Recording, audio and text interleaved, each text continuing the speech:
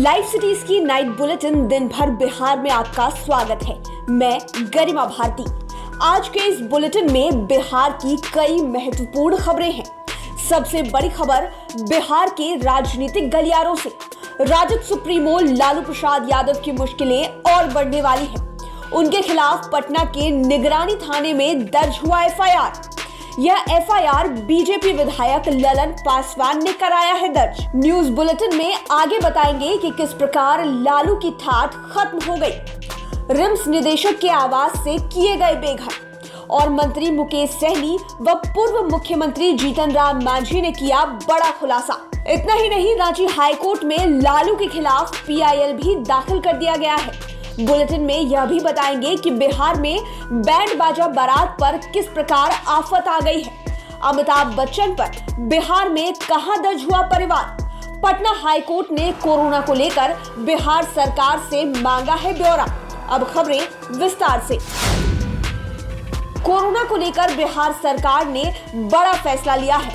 शादियों से लेकर सड़कों पर बैंड बाजा के साथ बारात पर रोक लगा दी गई है। गृह सचिव आमिर सुबहानी और आपदा प्रबंधन विभाग के प्रधान सचिव प्रत्यय अमृत ने तत्काल प्रभाव से इसे पूरे बिहार में लागू करने का आदेश दिया है। यह आदेश 3 दिसंबर तक प्रभावी होगा। आमिर सुबहानी ने बताया कि जिन जिलों में कोरोना का ग्रोथ रेट 10% से ज्यादा है, वहां पर विशेष नजर होगी। बिहार के 5 जिले पटना, जमुई, वैशाली, पश्चिम चंपारण और सारण जिले में कोरोना का ग्रोथ रेट 10% है। ऐसे में इन जिलों पर विशेष निगरानी रखी जाएगी। नए आदेश के अनुसार अब शादियों में 100 से ज्यादा लोग मौजूद नहीं रहेंगे। इसमें वर वधू पक्ष और खाना बनाने वालों की संख्या शामिल है। जो भी लोग शादियों में शिरकत करेंगे उन्हें मास्क पहनना होगा। यहाँ तक कि दूल्हा दुल्हन को भी फेस मास्क लगाना होगा।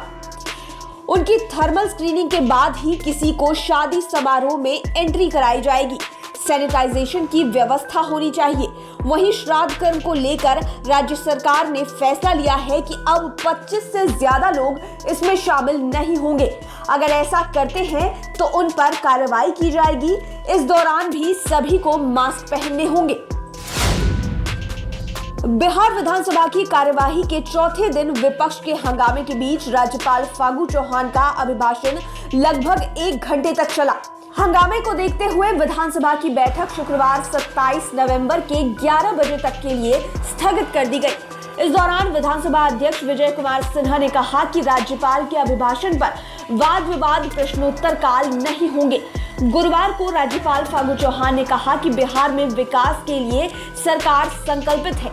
गरीबों के विकास के लिए कई योजनाएं चलाई जा रही हैं। ये योजनाएं आगे भी काम करती रहेंगी। उन्होंने पर्यावरण संरक्षण से लेकर कोरोना के दौरान सरकार के लिए किए गए बेहतर कामों को भी गिनाया। साथ ही कहा कि पिछले 15 सालों में राज्य की विकास दर में काफी वृद्धि हुई है। मुजफ्फरपुर में अमिताभ बच्चन पर परिवाद दर्ज हुआ है। केबीसी में हिंदू भावना को ठेस पहुंचाने के मामले में अमिताभ बच्चन के साथ शो के 2 निर्देशक अरुणेश कुमार और राहुल वर्मा और बोर्ड ऑफ एंटरटेनमेंट टेलीविजन के चेयरमैन मंजीत सिंह पर परिवाद दायर किया गया है। मामला मुख्य न्यायिक दंडाधिकारी की अदालत में दर्ज हुआ है। आचार्य चंद्रकिशोर परासर के परिवाद पर 3 दिसंबर को सुनवाई होगी। ट्रेड यूनियन की हड़ताल में गुरुवार को बिहार में बड़ी आर्थिक क्षति हुई है। प्रदेश के 3500 बैंक शाखाओं का शटर डाउन रहा, जिससे 7,500 करोड़ का कारोबार पूरी तरह से ठप रहा। मांगों को लेकर बैंक यूनियन पूरे दिन प्रदर्शन करते रहे। पटना के साथ अन्य जिलों में भी ऐसे ही मामले सामने आए हैं।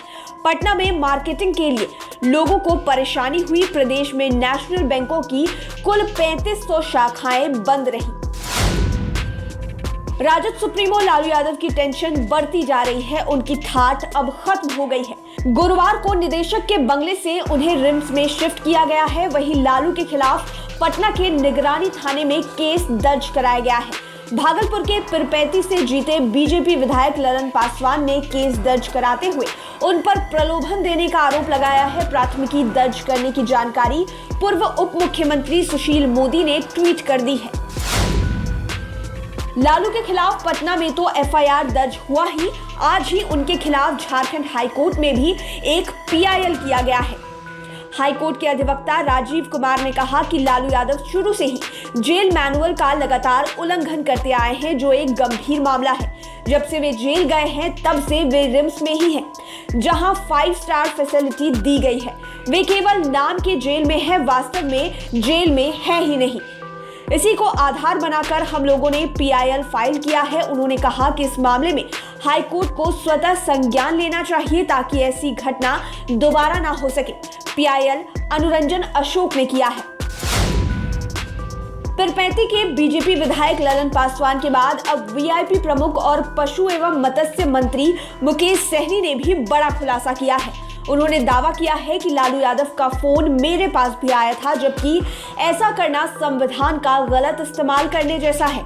लालू यादव ने ऐसा करके संविधान को ठेस पहुंचाने की कोशिश की है। उन्होंने यह भी कहा है कि लालू यादव ने मुझे भी फोन करके ऑफर दिया था, लेकिन मैंने स्वीकार नहीं किया।